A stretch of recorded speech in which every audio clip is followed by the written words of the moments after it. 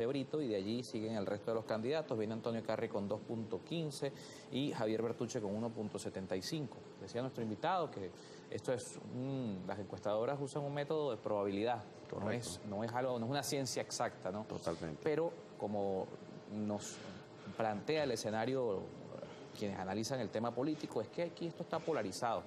Estas encuestas, estas mediciones muestran que el escenario está polarizado o que la gente está volteando a ver otras candidaturas. ¿Qué se recoge allí? Sí, de hecho, fíjate lo siguiente, cuando nosotros vemos este tipo de resultados, en donde sí, efectivamente el 43% de probabilidad la puede tener el candidato Nicolás Maduro para ser reelecto en este proceso del 28 de julio, también podemos observar que existe como una cierta búsqueda de una alternativa política.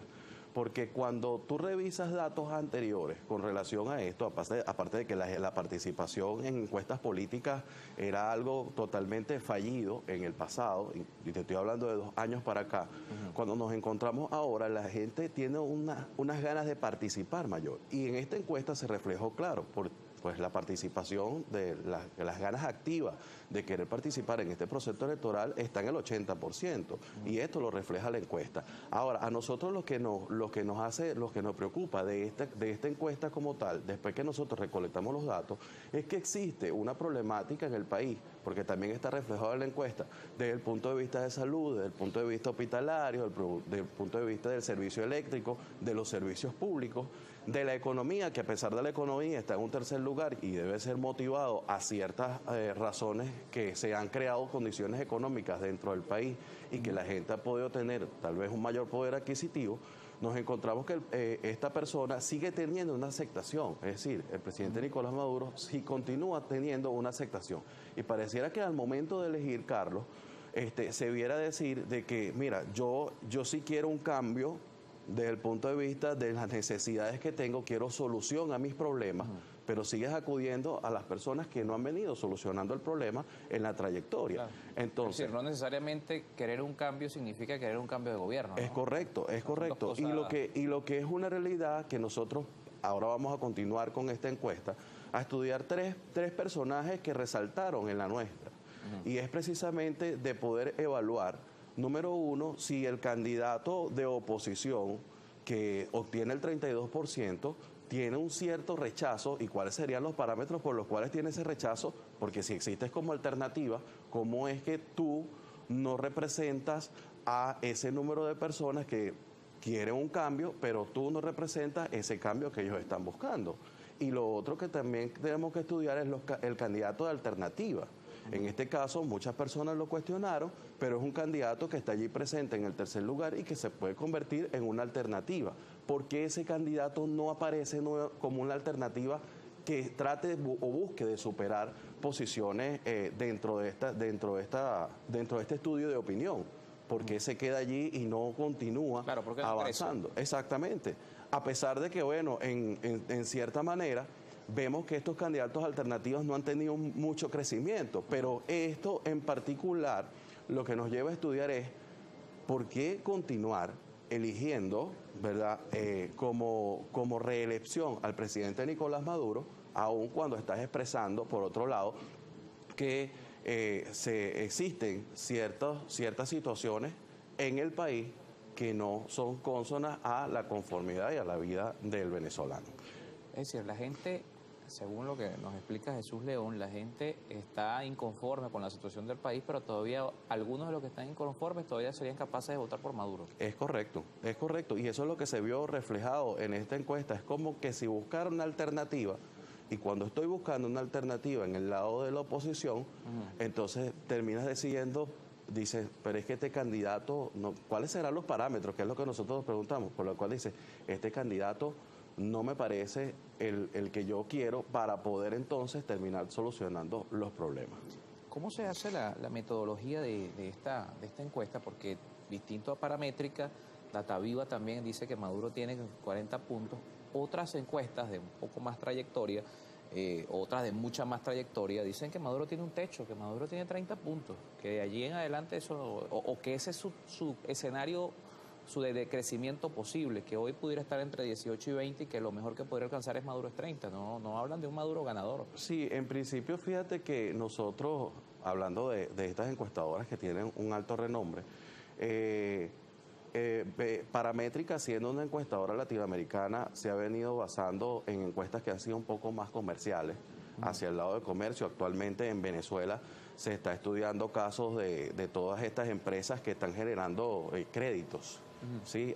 Para mejorar el poder adquisitivo del venezolano, y actualmente tenemos un cliente que busca competir en el mercado con eso.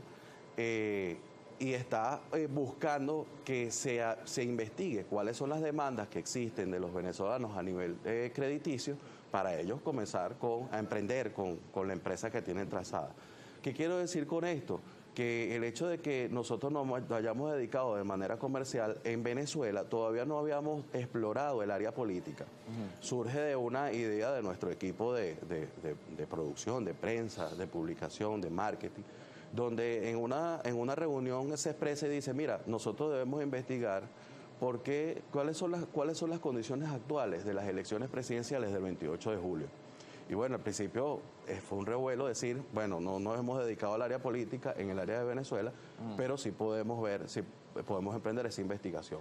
Surge el año pasado, precisamente cuando yo me convierto en CEO de esta empresa, y comenzamos la investigación. Desde el principio, Carlos, podemos decirte con seguridad que teníamos una incertidumbre aproximadamente de 7 a 8%, que es muchísima, para el caso de una encuesta, poderla hacer pública, poder mostrar resultados.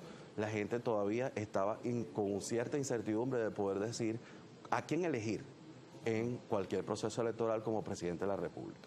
Luego, después del 7 de mayo al 15 de mayo, nosotros comenzamos nuevamente una investigación a través de un modelo, por supuesto, semiprobabilístico, y encontramos 2.19% de un valor de incertidumbre, y ahí decimos, yo creo que esto sí ahora es un resultado confiable para poder decir. Y cuando vemos entonces reflejado... que ha venido acercándose al proceso se ha hecho más clara su posición política. Totalmente, totalmente. Y cuando vemos entonces unas ganas de participar de un 80%, era como que cuando le hacían la entrevista al encuestado, entrevistar al encuestado se convertía en que te podía decir cualquier cosa.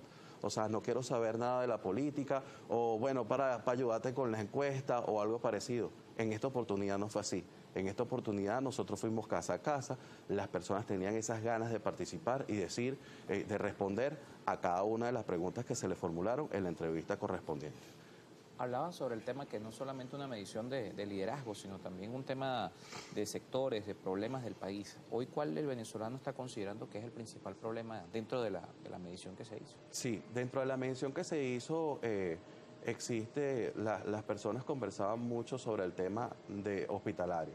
Decían que los hospitales tenían unas condiciones bastante deprimentes y que eso... pareciera que el problema de salud les afectaba muchísimo al momento de poder enfermarse, de asistir a un hospital, no encontrar soluciones a ese problema. Sí, el problema hospitalario fue lo que se convirtió en esta encuesta como punta de lanza. Muchos de los cuestionamientos en redes sociales que nosotros veíamos decían, mira, el problema económico y el problema del servicio eléctrico que se encuentra. Bueno, ahí están resaltados aún en los primeros lugares. Una inferencia que nosotros logramos analizar, y esto te lo digo de manera un poco más personal, es que desde el punto de vista económico, pareciera que el venezolano se ha encontrado con este tema de que ya puede transear con divisas o tiene un salario manejado en una base económica distinta, y eso ha conllevado a que tal vez pueda responder o decir, mira, aquí el problema económico ya no es tanto el que nos atañe, sino el de servicios públicos y el de salud, que viene siendo también parte de un servicio. Nos toca hacer una pausa. Estamos conversando con Jesús León de la encuesta Paramétrica. Volviendo al tema político, y lo hablamos al regreso, ¿cuál es el voto duro de cada uno de estos candidatos, por lo menos de estos tres? Hablemos de estos tres casos, de Maduro, de Edmundo González y de José Brito, haciendo esa segmentación de los estratos sociales, de las regiones donde se concentra la mayor capacidad de voto. Porque, por ejemplo, la encuesta dice que José Brito tiene 8 puntos, pero yo diría, bueno, es que José Brito es de Anzoátegui, y a lo mejor si la encuesta se hizo en Anzoátegui con un peso poblacional allá importante, evidentemente puede salir más favorecido que los otros demás candidatos. ¿Cómo se ¿Dónde se está concentrando ese voto? Lo hablamos a